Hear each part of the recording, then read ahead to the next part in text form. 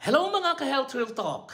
Summer na naman sa Middle East at alam nyo na, ang init parang oven, hindi ka pa nga lumalabas, parang tinotoast ka na. Kaya sa Health Real Talk ngayon, pag-uusapan natin ang madalas na deadmahin pero seryosong issue. Sunburn. Oo, hindi lang yan simpleng mangitim ka. May epekto ito sa kalusugan mo. At ano ang sunburn? Ang sunburn ay paso ng balat dahil sa overexposure sa ultraviolet rays ng araw.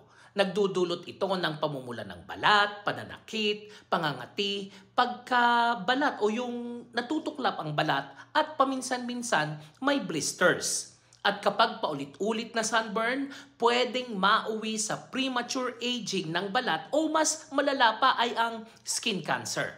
Sa Middle East, sobrang taas ng UV index, kaya 15 to 30 minutes lang sa ilalim ng araw ay at risk ka na.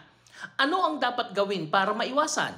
Gumamit ng sunscreen na may SPF 30 and above at i-reapply every 2 hours. Magsuot ng long sleeves, sombrero, shades. Iwasan ang tapat ng araw mula 10 a.m. to 4 p.m. Uminom ng maraming tubig para iwas dehydration. Kung kailangan talagang lumabas, stay under the shade kung kaya. At tandaan, ang sunburn prevention hindi lang sa beach ginagawa. Sa araw-araw na trabaho ay importante rin ito. At ano ang dapat gawin kung may sunburn ka na?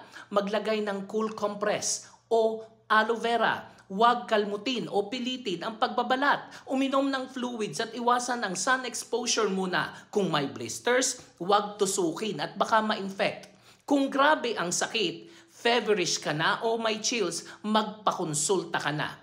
At hindi po ito arte lang. Kapag sunburn ka na, bababa ang immunity ng balat mo at pwedeng lumala. Kaya mga OFW, huwag puro resistensya ang iniisip. Alagaan din ang balat.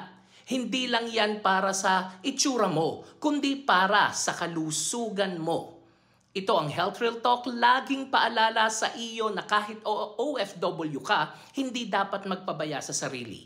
Like and share at itag ang kaibigan mong laging iniisip di ako napepeste ng sunburn. Baka sakali ma-Health Real Talk natin sila. Ako po si Arlene at ito ang Health Real Talk. Have a nice day everyone.